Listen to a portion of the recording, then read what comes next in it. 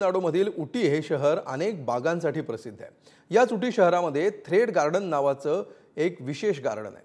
या ठिकाणी तब्बल 60 दशलक्ष धागे वापरून बागेची निर्मिती करण्यात आली आहे। 50 महिलांनी 12 वर्ष मेहनत घेऊन ही बाग तयार केली आहे। संपूर्ण बाग केवळ रंगीत धागा, कॅनव्हास आणि वायर यांचा वापर करून तयार करण्यात आली आहे। कामगारांनी हे सर्व हाताने कुठल्याही यंत्रसामग्रीच्या मदतीशिवाय केले आहे।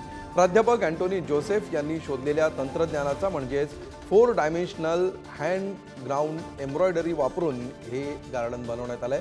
या बागेतून आढावा घेतला आमचे प्रतिनिधी अजय माने। मी सध्या तामिळनाडूमधल्या एका गार्डनमध्ये, खरं तर तामिळनाडूतील उटी हे शहर जे ते गार्डनसाठी खूपच जे ते नामांनी प्रचलित आहे। पण या उटीमध्ये एक महत्त्वाचं गार्डन आहे, ते म्हणजे थ्रेड गार्डन। हे garden Tamil Nadu book of record आणि Guinness book of world record मध्ये सुद्धा नोटीस झालेलं आहे। माझ्या पाठी पाहू शकता ही सगळी दृश्य, हे संपूर्ण गार्डन मधले जे फुलं, पानं किंवा ही संपूर्ण सुंदर दृष्टी आपल्याला सुंदरता पाहायला मिळते, ते सगळं जे ते सिल्कच्या धाग्याने म्हणजे सिल्कच्या धाग्याने जे ते बनवलेलं आहे। हे संपूर्ण गार्डन बनवण्यासाठी 12 वर्ष 50 महिला ज्या आहेत त्या काम करत होत्या। केरळातील एका संशोधकांसोबत त्यांनी काम केलं आणि त्याच्यानंतर 12 वर्षानंतर 50 महिलांनी या संपूर्ण गार्डनला जे तो उभं करण्यात यश आलेलं आहे। सुंदर अशा प्रत्येक रंगाची फुलं या संपूर्ण गार्डनमध्ये पाहायला मिळत आहेत।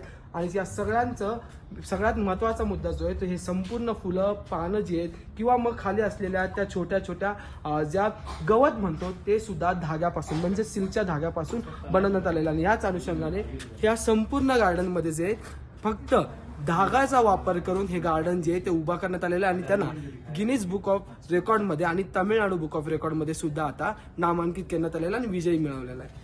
व्हिडिओ जर्नलिस्ट नितीन सह मी अजय माने, पुढारी न्यूज, उटी।